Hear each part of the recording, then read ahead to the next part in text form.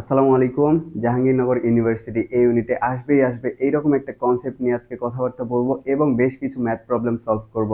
তো এই আমার সাথে এই 10 মিনিট তুমি যদি থাকতে পারো এবং আমার সাথে ম্যাথগুলো সলভ করতে পারো তাহলে মোটামুটি কিন্তু তুমি 1 মার্ক কমন পেয়ে যাচ্ছ ফিজিক্সে। তো ফিজিক্সে এই 1 মার্ক তুমি যদি সিকিউর করতে পারো এইটা কিন্তু পরীক্ষার হলে তোমাকে বিশাল একটা কনফিডেন্স বুস্ট দিবে। তো চলো শুরু করি। তো আমাদের টপিকটা হচ্ছে বলের ঘাত এবং ঘাত বল। তো ঘাত বল জিনিসটা কি বলো তো ভাইয়া? ঘাত বল হচ্ছে অল্প সময়ের মধ্যে খুব বড় মানের একটা বল যদি কোনো কিছুতে অ্যাপ্লাই করা হয় তাহলে সেই বলটাকে বলা হচ্ছে ঘাত বল। তো দেখেই বোঝা যাচ্ছে এটা এক ধরনের বল, রাইট? তো এইটা একক হবে আমাদের নিউটন, রাইট? দেখো, এবার বলের ঘাত জিনিসটা কি? বলের ঘাত হচ্ছে ওই যে ঘাত বল এবং এর ক্রিয়াকালের যে গুণফল এইটাকেই বলা হবে বলের ঘাত। ওকে, তো ঘাত বল বা শুধু বল এবং এর ক্রিয়াকালের যে গুণফল এইটাকেই বলা হবে আমাদের বলের ঘাত, যেটাকে যে দ্বারা প্রকাশ করা হয়ে থাকে। ওকে, দেখো এই জিনিসটা এত ইম্পর্টেন্ট যে এখান থেকে যদি ম্যাথ নাও আসে, এখানে একক মাত্রা এগুলা থেকেও কিন্তু প্রশ্ন আসবে। প্রত্যেকবারই দেখা গেছে যে এই ইউনিটে এখান থেকে প্রশ্ন করছে। তো এই জিনিসটা যদি আমরা ধরতে না পারি আমাদের তো সামনে আবার আসবে, তখন আমাদের 1 মার্ক কিন্তু মিস হয়ে যাবে। দেখো, শুধু যে এই ইউনিট না, অন্যান্য ইউনিভার্সিটিতেও কিন্তু এই টপিক থেকে প্রশ্ন করেই যাচ্ছে। জিনিসটা ইজি, বাট প্রশ্ন করেই যাচ্ছে। দেখো, এই এফ কে কি আমরা এম এ লিখতে পারি? এম এ লিখতে পারি। এ কে আমরা কি লিখতে পারি?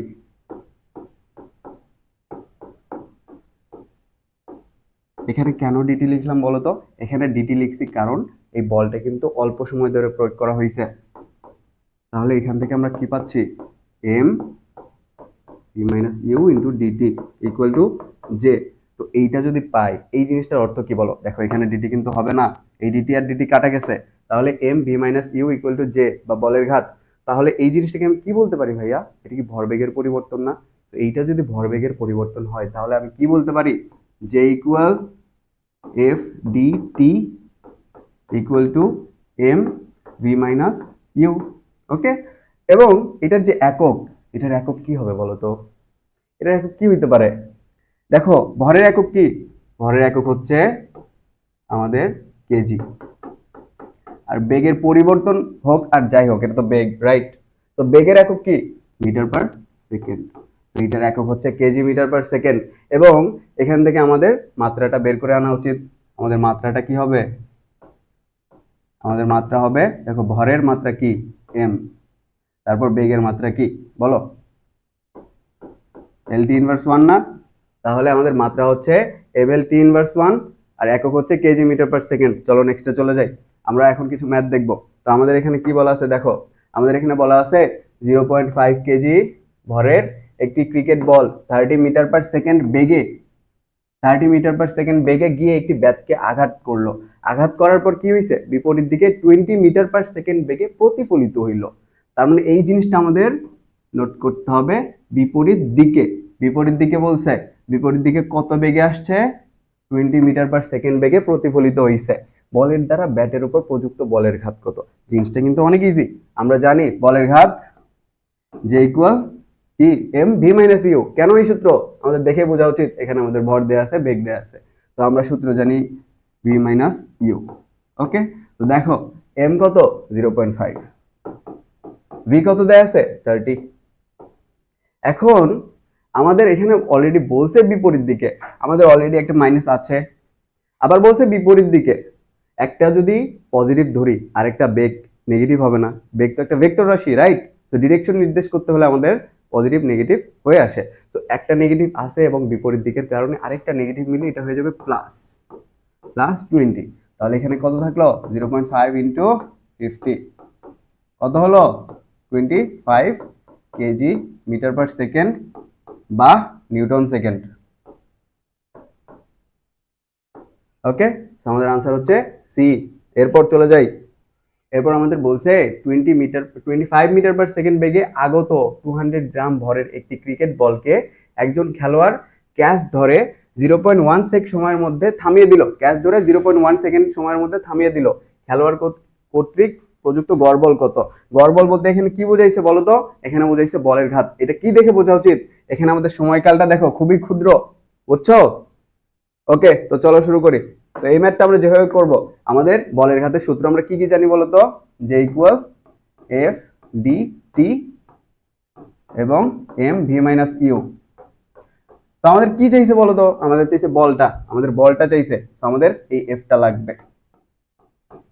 আমাদের সময়কাল দেয়া আছে ডিটি 0.1 সেকেন্ড, আমাদের ভরও দেয়া আছে তাই না 200 গ্রাম। তো 200 গ্রামকে আমরা যদি কেজিতে লিখি আমাদের 10^3 দিয়ে গুণ করতে হবে না?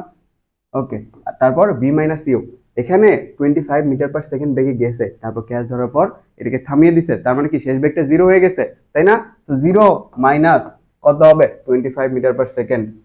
ওকে, তো মাইনাস মাইনাস প্লাস হয়ে যাবে। কেন প্লাস হবে? কারণ বেগ দুইটা কিন্তু নেগেটিভ। ওকে, একটা পজিটিভ ধরলে আরেকটাকে নেগেটিভ ধরতে হবে। ওকে, তারপর আমাদের কি করতে হবে, ডিটি দ্বারা ভাগ করে দিতে হবে। ডিটি কত বলো তো, 0.1 না? ওকে, এখানে উপরে আছে 25, তারপর এখানে আছে 200, কত হয়? কত হয় তাহলে? 25 × 50, দুইটা শূন্য, তারপর 10^3 আছে, তাহলে এই 0.1টা উপরে গিয়ে 10 হয়ে যাবে। ওকে, তাহলে এইটা কাটা, 10^3 কাটা, এখানে আমার থাকে 50 নিউটন। সো আমার আনসার হচ্ছে বি। ওকে, চলো নেক্সটে যাই। কত মানের একটি বল 10 কেজি ভরের একটি বস্তুর উপর ফোর্সে ক্রিয়া করলে বেগের পরিবর্তন 40 মিটার পার সেকেন্ড হবে? সেম জিনিস, জাস্ট এইটা অ্যাপ্লাই করো।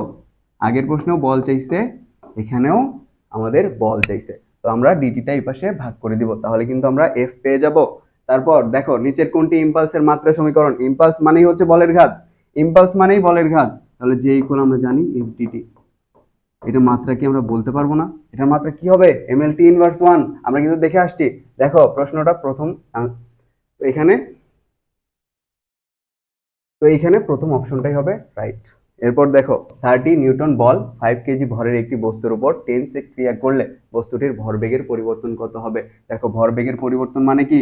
ভরবেগের পরিবর্তন মানেই হচ্ছে আমাদের বলের ঘাত, রাইট? তো এখানে বলের ঘাত কিন্তু বের করা যাবে, এফ ডিটি। তো এফ কত দেয়া আছে? 30, তারপরে আমাদের সময় কত দেয়া আছে? 10।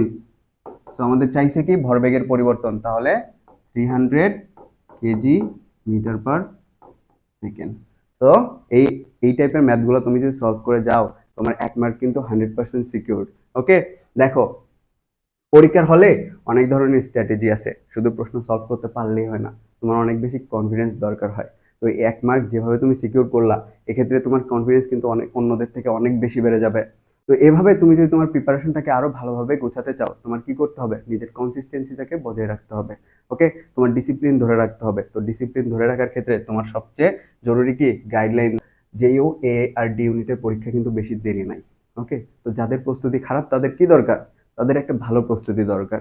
এখানে দেখো 60+ লাইভ ক্লাস আছে, 35+ রেকর্ডেড ক্লাস আছে। তো এই ক্লাসগুলো তুমি যদি করো, এগুলো কিন্তু খুব একটা বড় না, খুবই কম্প্যাক্ট। জাহাঙ্গীরনগর এ ইউনিট এবং ডি ইউনিটের জন্যই এই ক্লাসগুলো বানানো। তো এই কম্প্যাক্ট ক্লাসগুলো তুমি যদি করো, তোমার প্রিপারেশন যদি আগে থেকে খারাপ হয়, তাহলে কিন্তু তুমি তোমার প্রিপারেশনটাকে ভালোভাবে গোছাতে পারবা। আর যাদের প্রিপারেশন ভালো, তাদের কিন্তু একটু কনফিডেন্সটাকে বাড়াতে হবে, আর যাদের ওভার কনফিডেন্স আছে তাদের কিন্তু একটু কমাতে হবে। তো একটা ব্যালেন্স পর্যায়ে দিতে হবে। দেখো এইখানে যে কোর্সে ভাইয়া আপুরা আছে, সবাই কিন্তু তাদের ডিপার্টমেন্টের টপার, তাদের ইউনিটে টপার ছিলেন তারা ভর্তি পরীক্ষায়। তো গাইডলাইন কাদের কাছ থেকে নিতে হয়? যারা অলরেডি চান্স পাইছে তাদের কাছ থেকে নিতে হয়, তাই তো? যদি তুমি এই কোর্সে ভর্তি হইতে চাও, আমাদের পেজে মেসেজ দিতে পারো, হোয়াটসঅ্যাপে নক করতে পারো। তো এই পর্যন্তই আজকে। আসসালামু আলাইকুম সবাইকে।